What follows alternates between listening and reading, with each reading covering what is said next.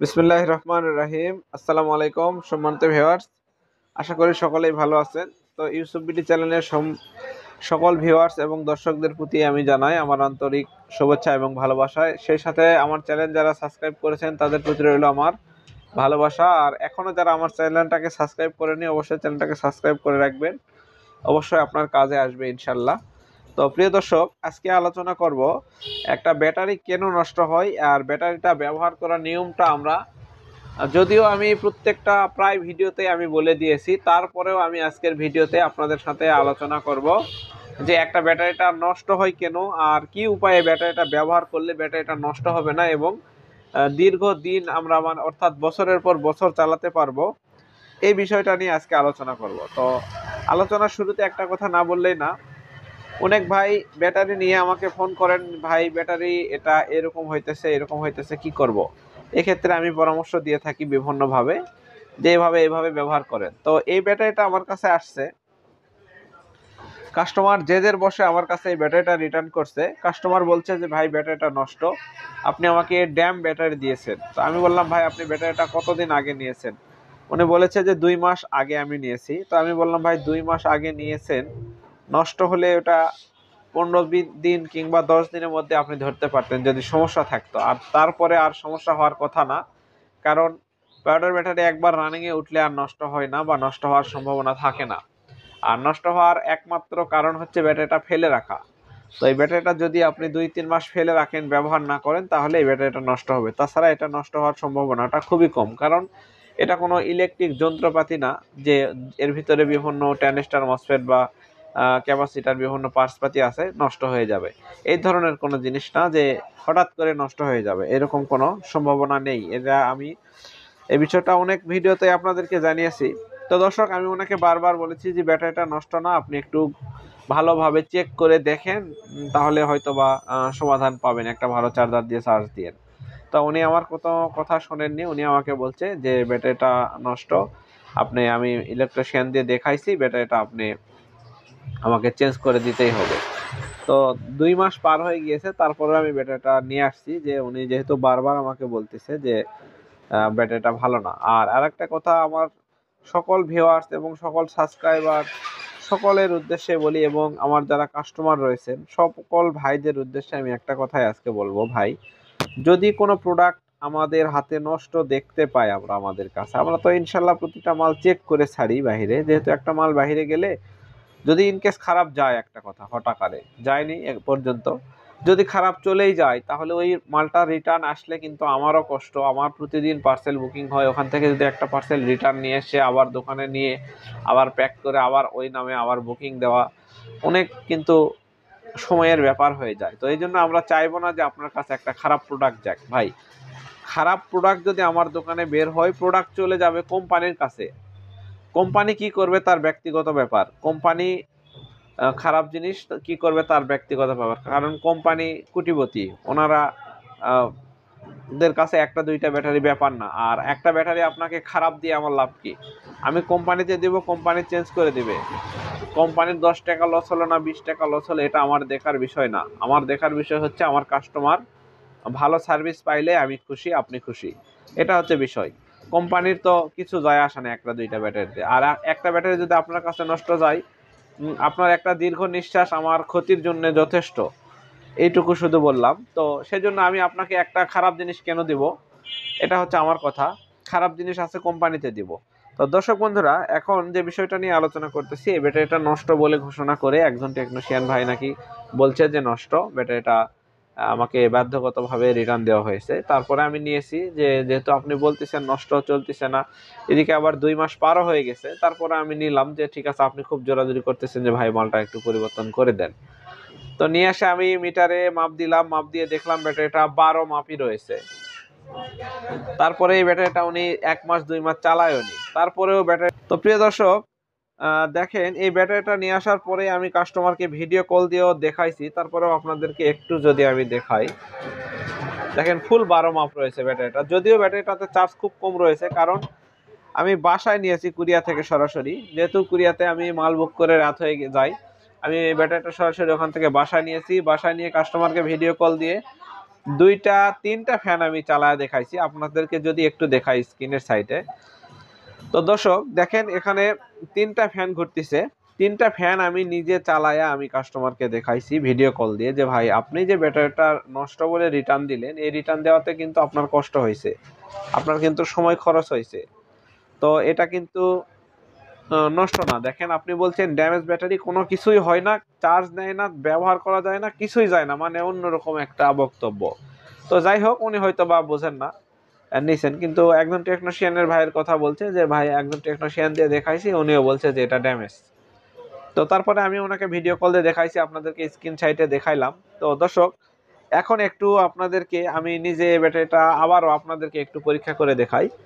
আর আরেকটা সত্য কথা যেটা না বললেই না, ব্যাটারিটা সরাসরি কুরিয়ার থেকে আমার বাসায় আসছে, আমি সকালবেলা ভিডিওটা করলাম।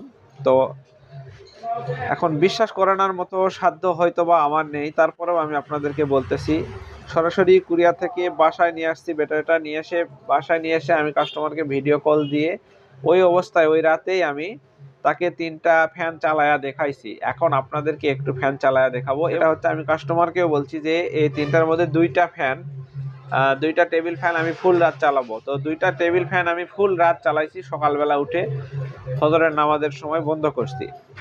তো করার পরেও আমি ব্যাটারিটা ওখান থেকে আবার দোকানে নিয়ে আসলাম, দোকানে নিয়ে আসে এখন ভিডিও করতেছি। এখন আবার আমি দুইটা ফ্যান দিয়ে আপনাদেরকে দেখাবো এবং আইপিএস দিয়ে আপনাদেরকে দেখাবো। আর এখন বলবো, যেটা না বললে না, যে ব্যাটারিটা কেন নষ্ট হয় এবং কিভাবে ব্যবহার করব। তো চলেন দর্শক আগে আমরা দেখে আসি ব্যাটারিটা দিয়ে কিভাবে আমরা দুইটা ফ্যান চলাই। এটা একটু আপনাদেরকে যদি আপনারা একটু দেখাই তাহলে হয়তো বা বুঝবেন যে আসলে ব্যাটারি ভাই নষ্ট হয় না। ব্যাটারিটা হয়তো বা চার্জারের কারণে কিংবা আপনাদের ওখানকার ডিভাইসের কারণে সমস্যা দেখাতে পারে, তাছাড়া ব্যাটারি নষ্ট হওয়ার কোনো চান্স থাকে না। দেখেন ব্যাটারিটা কিন্তু খুব সুন্দরভাবে ঘুরতেছে। তো দর্শক এখানে আমি আরো একটা দিলাম। তো দর্শক এখানে আমি আরো একটা ফ্যান দিলাম আপনাদের সামনে, দেখেন আরো একটা ফ্যান আমি দিলাম, এটা জাস্ট আপনাদের দেখানোর জন্য।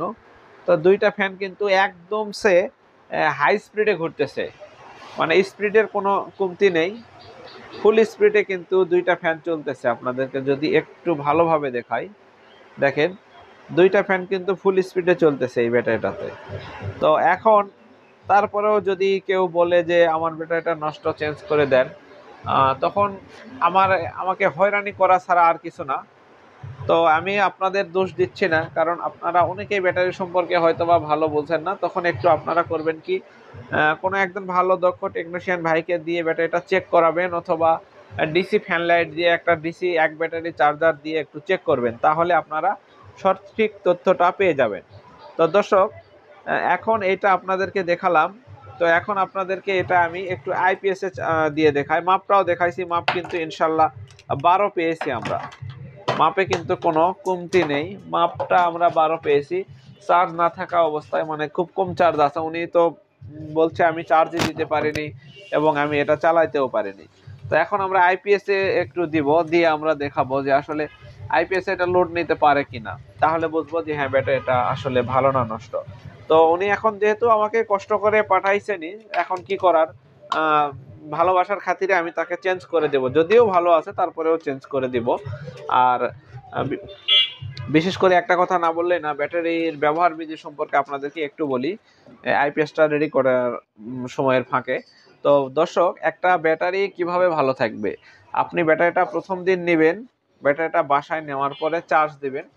ব্যাটারিটা প্রথম দিন হয়তো বা 25 মিনিট, 10 মিনিট, 5 মিনিট এরকম চার্জ নেবে, এর বেশি চার্জ নিবে না। তারপরেও আপনি একটু ব্রেক দিয়ে হয়তো 25 মিনিট চার্জ নেওয়ার পরে আর নিবে না, আপনি আবার একটু রেস্ট দিবেন, দিয়ে আবার চার্জ দিবেন, আবার চার্জ দিবেন, এভাবে দিয়ে একটু ব্যাটারিটা ফুল করে বারবার চার্জ দিবেন। দেওয়ার পরে 1 থেকে 2 ঘন্টা আপনি ফ্যান লাইট চালাবেন, চালানোর পরে ব্যাটারিটাকে আবার চার্জে বসাবেন, চার্জে বসায় আবার চার্জ দিবেন। প্রথম 7 দিন একটু হালকা চার্জ কমায় আবার চার্জ দিবেন, হালকা চার্জ কমায় আবার চার্জ দিবেন, মানে প্রথম 7 দিন ব্যাটারিটাকে 60% কাছাকাছি চার্জে নিচে নিয়ে এসে আবার চার্জে বসাবেন, 50-এর নিচে নিয়ে আসবেন না প্রথম 7 দিন।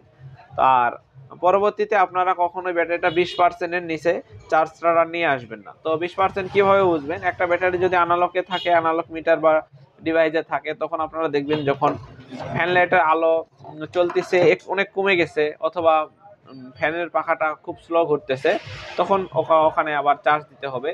একদম লো হয়ে গেছে, বন্ধ হয়ে যাচ্ছে, বারবার ডিভাইস চালু দিচ্ছেন, এভাবে চালাবেন না। মানে ব্যাটারিটা যখন লো হয়ে যাবে তখন জোর করে আর চালানোর চেষ্টা করবেন না।